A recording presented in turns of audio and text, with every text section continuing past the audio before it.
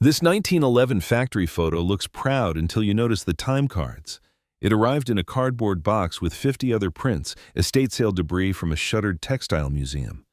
The photographer captured what looked like progress: healthy workers, clean aprons, a modern mill.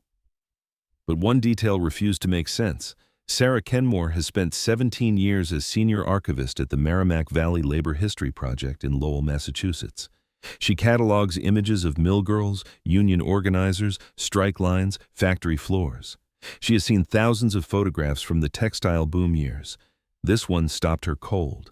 The photograph shows 43 people arranged in 4 neat rows outside the main entrance of the Everett Mill on Dutton Street.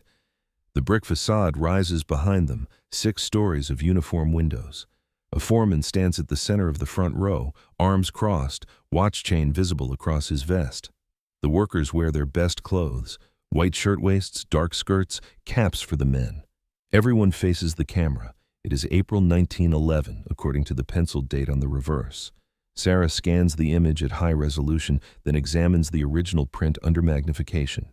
The detail that caught her attention sits at the left edge of the frame. 7 children, none older than 12, stand slightly apart from the main group. They wear the same factory clothes as the adults, but their faces show something different. Not pride, not the stiff formality of the era, something closer to wariness. Each child wears a small metal tag on a chain around their neck. The tags catch the light. Sarah zooms the digital file until the metal rectangles fill her screen, numbers stamped into tin. She shifts her attention to the background above the factory door. A wooden board mounted on the brick wall, rows of hooks, empty hooks where time cards should hang. She counts them: 43 hooks, 7 empty spaces in the pattern. The children are not in the time card system. Sarah has worked with industrial photography long enough to recognize stage publicity shots. Mills commissioned these images to send to investors, to print in trade journals, to prove their operations were modern and humane. The Everett Mill photograph should tell that story. Clean workers, orderly factory, legitimate business. But the time card board tells a different story. Someone numbered these children and gave them tags, yet left no paper record that they existed. She pulls the photograph from its archival sleeve and turns it over. The photographer's embossed stamp reads, "Whitman & Sons Studio, Lowell." Below that, in faded fountain pen, "Spring hiring, Gate 3, manager's request." Nothing about the children, nothing about the missing cards. Sarah has handled enough mill records to know that time cards were not decorative. They were legal documents. Massachusetts passed its first serious child labor law in 1913, but reformers had been fighting for restrictions since the 1890s. By 1911, mills were required to keep employment records for all workers. They were required to verify ages. They were supposed to demonstrate compliance. The empty hooks meant someone chose not to demonstrate anything at all. Sarah Kenmore came to labor history through family stories. Her great-grandmother worked the boot mills in the 1920s, lost 2 fingers to a loom, received no compensation. Sarah grew up with the understanding that official records and real experience were often completely different things. She earned her graduate degree studying how industrial archives preserve what owners wanted remembered and bury what workers lived through. She knows that photographs, especially commissioned photographs, are acts of deliberate memory-making. They show what someone wanted the future to see. This photograph wanted the future to see a respectable operation. It achieved that goal for over a century. The Everett Mill used this image in a 1912 promotional booklet. Local historians reproduced it in a 1985 book about Lowell's industrial heritage. A textile museum displayed it with the caption, "Mill Workers, circa 1910, photographer unknown." No one mentioned the children. No one noticed the missing time cards. Sarah adjusts her desk lamp and examines the print again. She has learned to look for small disturbances in composed images, a hand positioned strangely, an expression that does not match the scene, objects that appear in the background but make no sense in the foreground narrative. The metal tags bother her most. They look like inventory markers, like the tags warehouses hung on cotton bales or lumber stacks.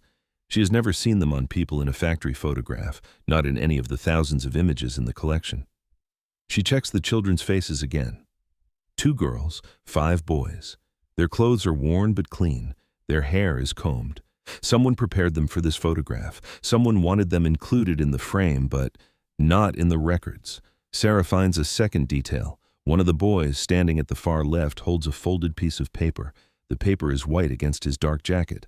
His hand grips it tightly enough that the edges crumple.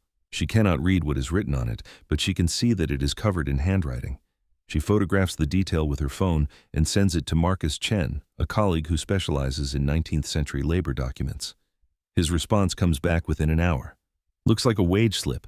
They used to issue them weekly. Can you get me a better image? Sarah scans that section of the photograph at maximum resolution and emails the file. Marcus calls 20 minutes later.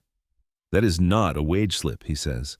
Look at the format. Wage slips from that era were pre-printed forms, maybe 3 inches by 5 inches. This is a full sheet of writing paper, folded twice. See how thick it is where his thumb presses? And the handwriting is too dense. Someone wrote a lot of words on that paper. Could it be a letter? Sarah asks. Maybe, or a contract, or a list, hard to tell. But whatever it is, that kid wanted it in the photograph. She thanks Marcus and ends the call. Then she opens the Merrimack Valley Collection database and searches for other images from the Everett Mill. She finds 37 photographs spanning 1885 to 1924. She finds images of the weaving room, the dyeing floor, the loading docks. She finds portraits of supervisors and publicity shots of finished textiles. She does not find any other photographs that show workers with numbered tags. She searches the city directory for 1911. The Everett Mill is listed at 421 Dutton Street. The owner is listed as Everett Textile Corporation, a holding company based in Boston. The mill superintendent is listed as Frederick Haskell. She writes down all 3 names. Next, she searches the local newspaper archive starting with April 1911. She finds regular coverage of the mills, production reports, shipping news, minor strikes. On April 18, 1911, the Lowell Sun runs a brief item. Everett Mill celebrates record quarter with employee photograph. The article describes the image as a testament to modern management and worker satisfaction. It mentions Frederick Haskell by name. It does not mention children. Sarah knows that absence of mention does not mean absence of fact. She has spent years learning to read around the silences in industrial records. Mills did not write about child labor in their publicity because child labor was becoming, slowly and unevenly, illegal. They did not write about accidents because accidents implied negligence.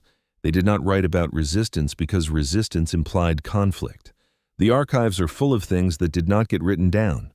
She emails a colleague at the University of Massachusetts Lowell, a historian named Dr. Patricia Ortiz, who studies child labor in the textile industry. She attaches the photograph and asks if Patricia has ever seen numbered tags like these. Patricia responds the next morning. Can you come to campus? I need to show you something. Dr. Patricia Ortiz meets Sarah in her office on the 3rd floor of O'Leary Library. The room is lined with file boxes, each labeled with mill names and date ranges. Patricia is in her 60s, from a Puerto Rican family that came to Lowell in the 1950s to work the last years of the textile boom. She has devoted her career to documenting what the mills tried to hide. She opens a file box labeled Commonwealth Labor Commission, 1910-1915, and removes a thin folder. Inside are photocopies of handwritten inspection reports. She spreads them across her desk. Massachusetts started sending labor inspectors into the mills in 1908, Patricia explains. They were supposed to verify that factories followed the child labor laws. No workers under 14, no night shifts for children under 16, proof of age for everyone who looked young. The mills hated the inspections. They saw them as government overreach. She points to a report dated March 1911, 1 month before the photograph. The inspector's name is typed at the top, Daniel Corcoran. His report notes that he visited the Everett Mill on March 14th and examined employment records for the weaving and spinning departments. He found all workers properly documented. He found no violations. He recommended no further action. Here's the problem, Patricia says. She pulls out another document, this one from a different file. It is a letter on Massachusetts State House letterhead, dated July 1911. The letter is addressed to the Commissioner of Labor and signed by a woman named Helen Webster. Sarah recognizes the name. Webster was a prominent labor reformer who worked with the Women's Trade Union League. The letter describes an anonymous complaint received by Webster's office in June 1911. The complainant claimed to have worked at the Everett Mill until early May. According to this person, the mill employed at least 20 children under the age of 14, none of whom appeared in the official employment rolls. The children were paid in cash at the end of each week. They were told to say they were 16 if anyone asked. They were told not to talk to inspectors. Webster's letter requests a follow-up investigation. Patricia hands Sarah a second letter, this one dated August 1911. It is the commissioner's response. He states that a reinspection of the Everett Mill found no evidence of undocumented child workers. He suggests that the anonymous complaint was likely from a disgruntled former employee. He closes the matter. The inspectors were often sympathetic to mill owners, Patricia says. They came from the same social class. They believed in industrial progress. They thought reformers like Webster were hysterical. So when mills wanted to hide something, inspectors often looked the other way.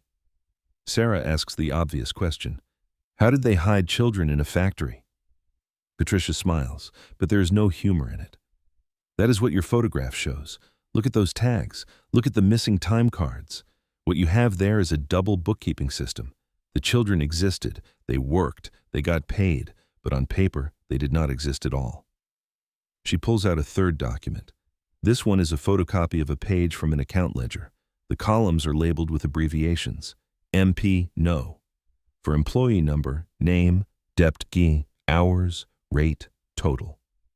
The handwriting is neat and bureaucratic. Sarah scans the entries. Adult names, mostly Irish and French-Canadian. Hours worked, wages paid, everything proper. Patricia flips to the next page. The format changes. No names, only numbers. The same numbers run down the left column. 117, 118, 119, continuing through 123. 7 entries. The hours column shows long weeks, 54 hours, 58 hours, 63 hours. The rate column shows wages far below adult pay, 9 cents per hour, 8 cents per hour, 7 cents per hour. The total column shows the grim math, $4.86 for a week of work, $4.64, $4.41. I found this ledger page in a box of unsorted material donated by a mill supervisor's estate, Patricia says. It took me years to understand what I was looking at. The numbered entries are the real records. The children worked. The mill tracked their hours.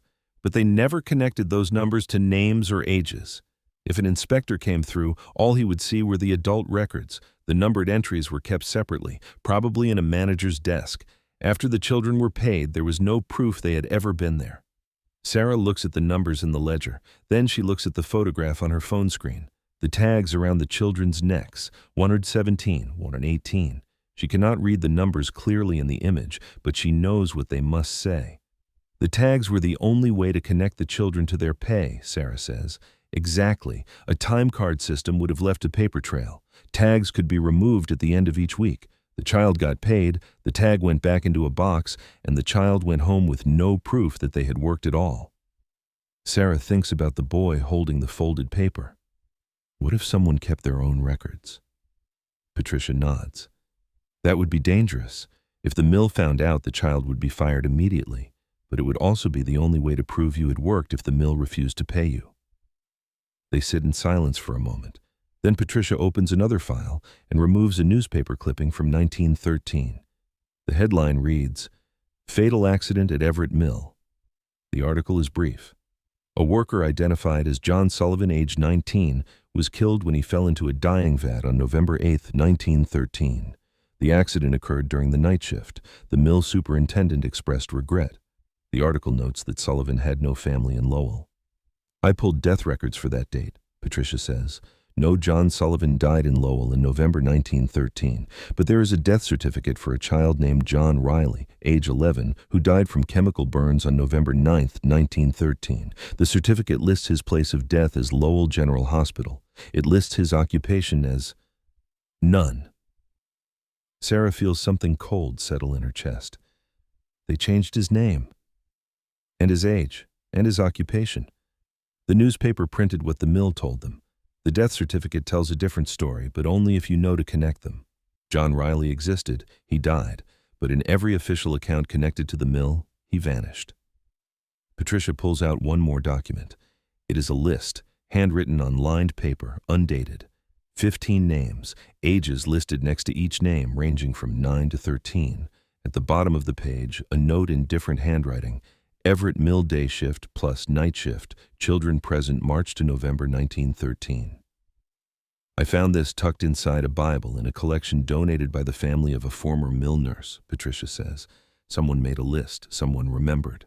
But this list was never meant to be official. It was an act of witness by someone who had no power to stop what was happening. Sarah photographs every document. Then she asks Patricia the question that has been growing in her mind since she first saw the metal tags. How many mills did this? Patricia looks out the window toward the red brick mills that still line the Merrimack River, most of them converted now to apartments and museums. We do not have enough evidence to say for certain, but the double bookkeeping system was not unique to Everett Mill. I have found fragments of it in records from at least 6 other Lowell mills between 1908 and 1915, the tags, the numbered ledgers, the false names after accidents. It was a system. Someone taught it to someone else. It spread. Sarah spends the next month chasing the people in the photograph. She starts with the adult workers in the front rows, the ones whose faces are clear and whose time cards presumably existed. She cross-references the 1911 city directory with census records from 1910 and 1920. She finds names, addresses, families. Most of the adults were first- or second-generation immigrants. Most lived in the dense neighborhoods near the mills. Most worked in textiles their entire lives. She finds probate records, marriage licenses, death certificates. She pieces together fragments of lives. Margaret Flynn, front row, second from left, married Thomas O'Connor in 1913. Joseph Marchand, back row, died in France during World War I. Catherine Riley, middle row, far right, lived to age 87 and left behind 12 grandchildren. The children are harder. Sarah searches census records for boys and girls living in Lowell between 1900 and 1911. She searches school enrollment records. She searches church baptismal registries. She finds hundreds of children, but without names to match the faces, she cannot confirm identities. She tries a different approach. She searches death records for children between 1911 and 1915, looking for causes of death consistent with industrial accidents. She finds them: burns, crush injuries, infected wounds, respiratory failure. The records list ages, list addresses, sometimes list parents' names, but occupations are almost always listed as none or left blank.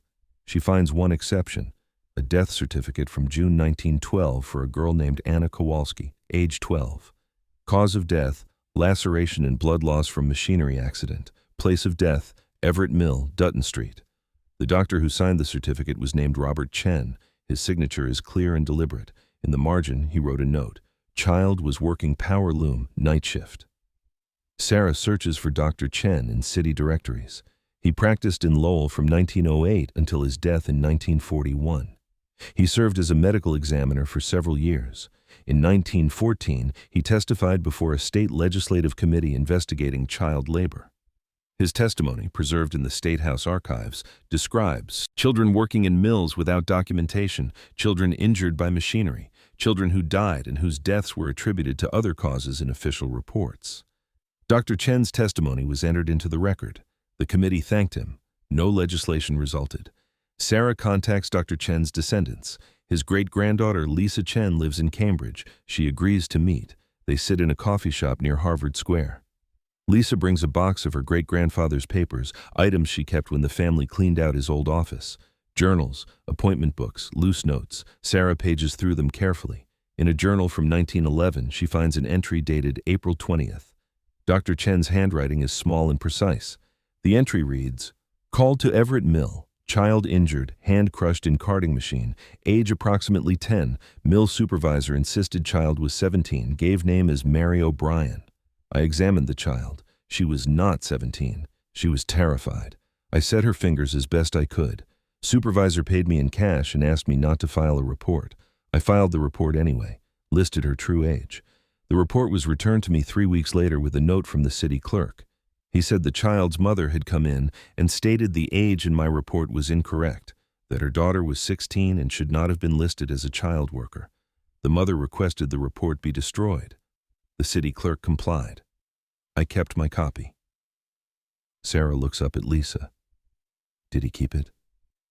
Lisa reaches into the box and removes a thin envelope. Inside is a single sheet of paper, a printed medical form with handwritten entries. Patient name, Mary O'Brien, age approximately 10 years. Injury, 3 fingers on left hand crushed in carding machine. Treatment, amputation of 2 fingers, splinting of third.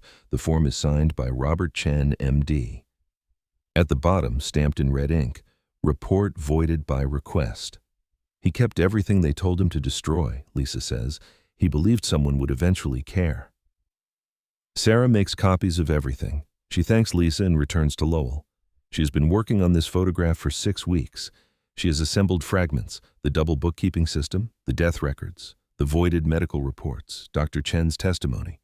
She has proven that the system existed, but she has not yet proven that the children in the photograph were part of it. She returns to the photograph itself. She scans it again, at the highest resolution her equipment allows. She examines every face, every detail, the boy with the folded paper, the metal tags, the empty time card hooks. Then she notices something she missed before.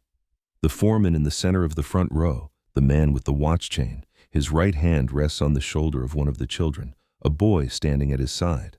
The touch looks paternal in the photograph, protective. But Sarah zooms in on the boy's face. His expression is not grateful, it is frozen.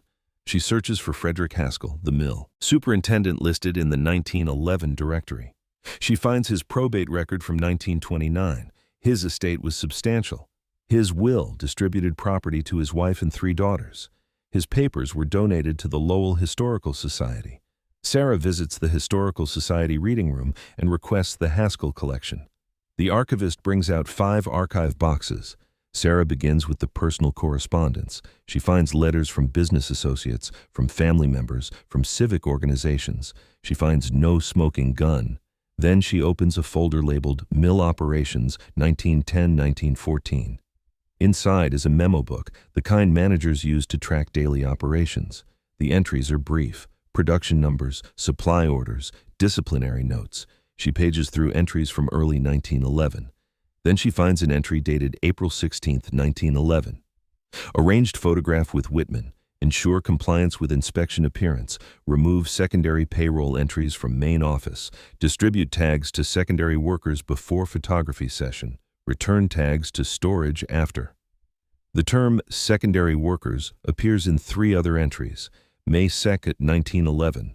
Secondary workers transferred to night shift during inspection period. August 14, 1911. Adjusted secondary worker hours to avoid overtime calculation. October 29, 1911. Terminated secondary worker 119 after injury. Paid family settlement in cash, no record filed.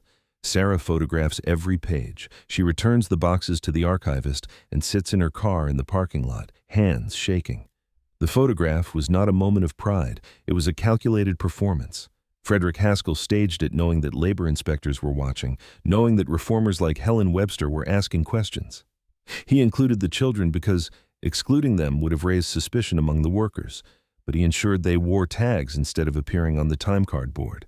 He created a visual record that looked compliant while hiding the proof that would confirm violation. The empty hooks above the door were not an oversight. They were the point. Sarah writes a preliminary report and sends it to her supervisor at the Merrimack Valley Labor History Project. Her supervisor, a former union organizer named Thomas Bradford, reads it overnight and calls her the next morning. "This is going to be complicated," he says. They meet in his office. Thomas is in his 70s. He has been with the Labor History Project since it was founded in 1983. He remembers when the mills were still operating, remembers the closures, remembers the fights over how to memorialize what the textile industry meant to Lowell. "The Everett Mill building is a condo complex now," Thomas says. "Luxury apartments. The developers kept the exterior brick in the name. They market it as historic industrial living. One of their promotional images is the photograph you found. They use it to show the building's heritage." "They are using it without knowing what it actually shows," Sarah says. "Correct. And when we tell them what it shows, they will not be happy. Neither will the Lowell Museum of Industry. They have a version of this photograph in their permanent exhibition on textile work. The caption calls it an example of early worker pride. Neither will some of the descendants. I looked up Frederick Haskell. His great-granddaughter is on the museum board." Sarah expected this. She has seen it before.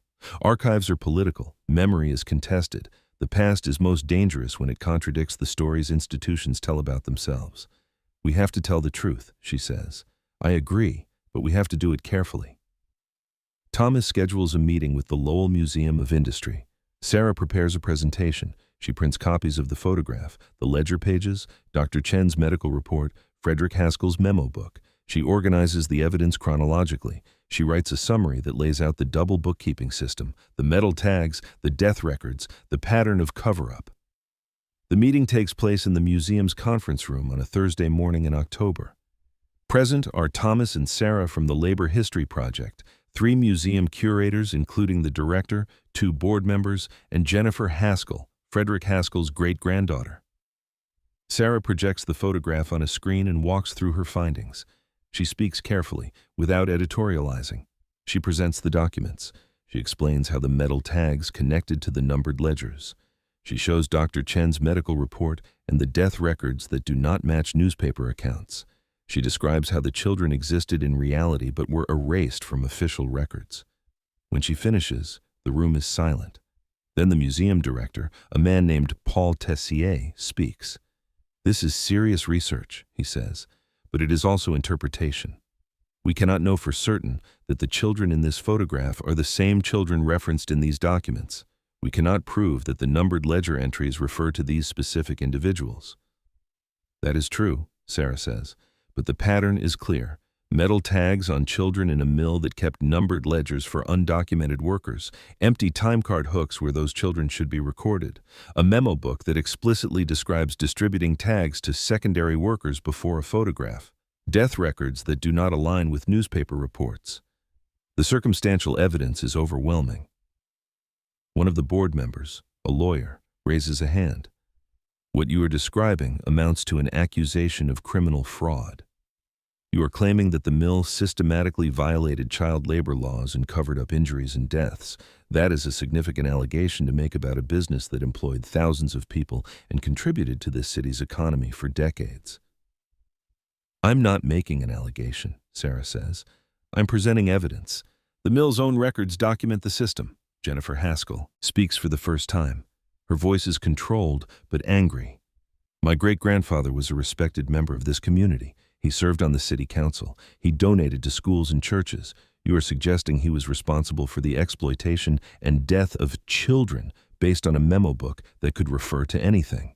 Secondary workers could mean part-time workers or seasonal workers. You are assassinating his character to fit a narrative. Sarah looks at her. Your great-grandfather's memo book uses the term secondary workers to describe people who were paid from a separate payroll, who wore tags instead of using time cards, and who were removed from the main office during inspections. That is not part-time employment. That is concealment. You are assuming the worst interpretation of limited evidence, Jennifer says. I'm reading what the documents say. Thomas intervenes. Let us take a step back. The question is not whether Frederick Haskell was a good person or a bad person. The question is what this photograph actually documents. Sarah has found evidence that the Everett Mill employed undocumented children using a system designed to evade labor inspectors. That system is historically significant. It tells us something important about how mills responded to early labor law. It also tells us something about the lives of the children who worked in these buildings. If we display this photograph without that context, we are participating in the same erasure the mill practiced. Paul Tessier folds his hands on the table. I understand the argument, but this museum has relationships with donors, with the development community, with the city. If we reinterpret a photograph that has been used as a symbol of Lowell's industrial heritage and turn it into evidence of child exploitation, we will face serious pushback. We will be accused of revisionist history. We will lose support. Is that more important than telling the truth? Sarah asks. It is not about importance. It is about practicality. Museums operate in the real world. We need funding. We need visitors. We need the community to trust us. If we alienate everyone with a stake in Lowell's history, we will not have a museum to operate. One of the curators, a woman named Diane Liu, speaks up. What if we do not display it at all? We could remove the photograph from the exhibition. That way we are not promoting a false narrative. That is worse, Sarah says. That is erasure by omission. The photograph exists. The children existed. Removing it means pretending they were never there. The conversation continues for another hour. Arguments circle and repeat. Thomas and Sarah push for an updated exhibition that includes the photograph along with the evidence of the double bookkeeping system. The museum staff and board express concerns about funding, reputation, controversy. Jennifer Haskell insists that the evidence is too thin to justify rewriting her great-grandfather's legacy. This lawyer warns about potential liability. The meeting ends without resolution. Paul Tessier promises to bring the question to the full board. He asks Sarah to provide a written report with all supporting documentation. He suggests that any decision will take months. Sarah and Thomas walk back to their office in silence. Then Thomas says, "They are not going to do it. The board will vote it down. Too much money at stake." "Then we go public ourselves," Sarah says.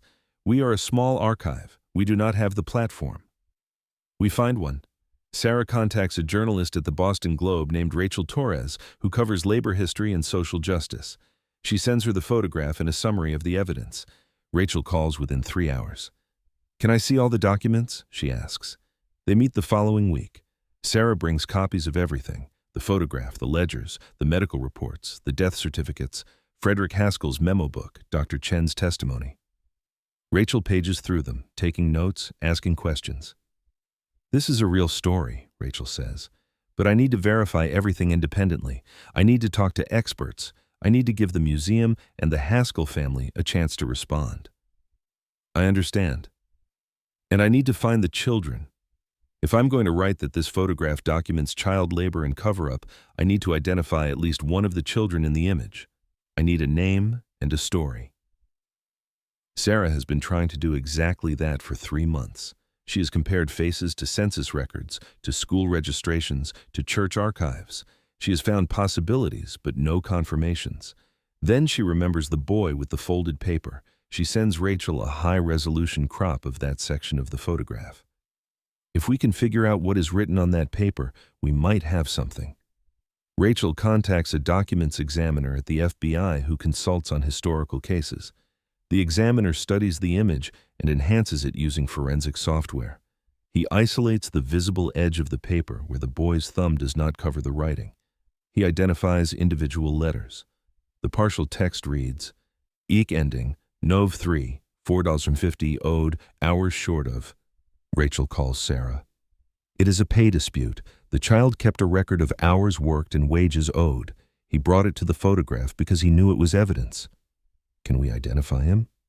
"Maybe. The examiner says the handwriting looks like a child's, but the spelling and math are accurate. Whoever wrote this had some education. I'm going to search school records for boys enrolled in Lowell schools in 1910 and 1911 who left mid-year. If the child was working the hours shown in those ledgers, he could not have stayed in school." Rachel finds 27 boys who fit the pattern. She cross-references their names with addresses near the Everett Mill. She narrows the list to 8. Then she searches death records. 3 of the 8 boys died between 1911 and 1914. All 3 deaths occurred under circumstances that could be explained by industrial accidents, but were officially attributed to other causes. One boy, Thomas Byrne, age 12, died in July 1912 from acute respiratory failure. His death certificate lists no occupation. But Rachel finds a brief mention in a church newsletter from August 1912 that notes Thomas Byrne worked at the mill to support his family after his father's injury and died following a brief illness. Rachel contacts the Byrne family descendants. She finds Thomas Byrne's great-niece, Margaret Walsh, living in New Hampshire. Margaret agrees to talk. Margaret has one photograph of Thomas Byrne. It is a formal portrait taken shortly before his death. He wears a jacket and tie. His face is thin. His eyes are serious. Rachel compares the portrait to the boy in the Everett Mill photograph. The examiner confirms a likely match based on facial structure and ear shape. "That is him," Rachel says. "The boy holding the paper is Thomas Byrne." Margaret Walsh provides more context. Thomas's father, Patrick Byrne, was injured in a construction accident in 1910. He could not work. The family had 6 children. Thomas, the oldest, left school at age 10 to work. Margaret's grandmother, Thomas's younger sister, remembered him coming home exhausted, his hands bleeding from the threads. She remembered him coughing at night. She remembered that he died in the summer and the mill sent no condolences. The family never knew he worked at Everett Mill. They knew only that he died. Rachel Torres publishes her story in the Boston Globe Sunday edition in March, 18 months after Sarah first examined the photograph. The headline reads, "The Children Hidden in Plain Sight: How Lowell Mills Erased Child Workers from History." The article is long and detailed. It includes the photograph with annotations showing the 7 children wearing metal tags. It includes excerpts from the ledgers, the medical reports, the death certificates. It quotes Sarah, Patricia Ortiz, Lisa Chen, and Margaret Walsh. It quotes Paul Tessier from the Lowell Museum of Industry, who says the museum is reviewing its exhibition materials in light of new research. It quotes Jennifer Haskell, who maintains that the evidence is circumstantial and speculative. The article includes a sidebar about the double bookkeeping system and how it worked.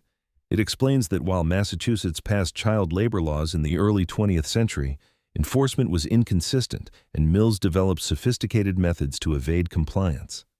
It notes that similar systems likely existed in mills throughout New England, but most records were destroyed. The story runs with a photograph of Thomas Burns' grave in a Catholic cemetery in Lowell. The headstone is simple. It gives his name, his birth year, his death year. It does not mention the mill. It does not mention that he was 12 years old. The response is immediate. Other historians contact Sarah with similar findings from other mills. Descendants of child workers contact Rachel with family stories. The Massachusetts State Archives announces it will review its labor inspection records to identify other cases of concealed child labor. The Lowell Museum of Industry holds an emergency board meeting. 3 board members resign. The museum announces it will partner with the Merrimack Valley Labor History Project to create a new exhibition on child labor. The exhibition will center the photograph Sarah found and will include all the evidence she uncovered. The exhibition will be titled, "What the Camera Saw: Child Workers and the Paper Trail That Erased Them." Jennifer Haskell resigns from the board. She issues a statement saying she cannot support an exhibition that maligns her family's legacy without definitive proof. She does not retract her criticism of Sarah's research. The exhibition opens in November. It occupies a full gallery. The photograph is displayed on a large screen with interactive annotations. Visitors can click on each child to see what is known about them. For Thomas Byrne, the annotation includes his name, his age, his father's injury, his death. It includes the enhanced image of the folded paper and a transcription of the visible text. It includes his portrait and a photograph of his grave. For the other 6 children, the annotations read, "Identity unknown, records erased." The exhibition includes the ledger pages in glass cases. It includes Dr. Chen's medical report. It includes Frederick Haskell's memo book, open to the page that describes distributing tags. It includes testimony from descendants and historians. It includes a timeline showing how Massachusetts labor laws evolved and how mills adapted their methods to evade them. On the final wall, the exhibition includes a list of every child's name Sarah and Rachel could confirm died while working in Lowell Mills between 1908 and 1920, regardless of what their death certificates claimed. The list has 83 names. Next to it, a placard reads, "This is not a complete list. Many children have no names in any record." Sarah attends the opening. So does Margaret Walsh. So does Lisa Chen. Thomas Bradford gives a speech about the importance of archives, the difficulty of uncovering truth, and the responsibility to tell stories that power tried to bury. He thanks Sarah for refusing to look away from what the photograph revealed. After the speech, Margaret Walsh approaches Sarah. She is crying. She holds a printed copy of the annotated photograph, the one that identifies her great-uncle. "My grandmother died 5 years ago," Margaret says. "She talked about Tommy her whole life. She said he was the smartest of all of them. She said he should have been a teacher. She never knew what really happened to him. I wish she could have seen this." Sarah does not know what to say. She has spent 2 years on this photograph. She has proven that the children existed, that they worked, that they died, that they were erased. She has restored 1 name, but 6 children in the photograph remain unidentified. Dozens more worked in that mill and left no trace. The system that erased them was deliberate, efficient, and successful. "Your grandmother remembered him," Sarah finally says. "That matters." Margaret nods. She folds the printed photograph carefully and puts it in her purse. She thanks Sarah and leaves. Sarah stays until the gallery closes. She watches people move through the exhibition. She watches them lean close to the screen to examine the children's faces. She watches them read the annotations and the death records. She watches them stand silent in front of the list of 83 names. Before she leaves, she stands in front of the photograph one more time. The children at the left edge of the frame, the metal tags glinting in the spring light of April 1911, the empty hooks above the door where their time cards should have been. The boy holding the folded paper that proved he worked, even though the mill said he did not. The image that looked like pride was actually evidence. The image that looked like progress was actually a crime scene. The photographer captured exactly what Frederick Haskell wanted him to capture: a respectable mill, healthy workers, a system that appeared modern and humane. But the photographer also captured what Haskell could not fully control: the children standing at the edge, tagged like inventory, recorded nowhere, visible to anyone who looked closely enough to see them. Thousands of photographs like this one exist. They hang in museums. They appear in history books. They decorate the lobbies of converted mill buildings now filled with expensive apartments. They show workers in clean clothes, standing proudly facing the camera. They were commissioned to document progress. They were meant to prove that industry treated workers well. But look closer. Look at the edges.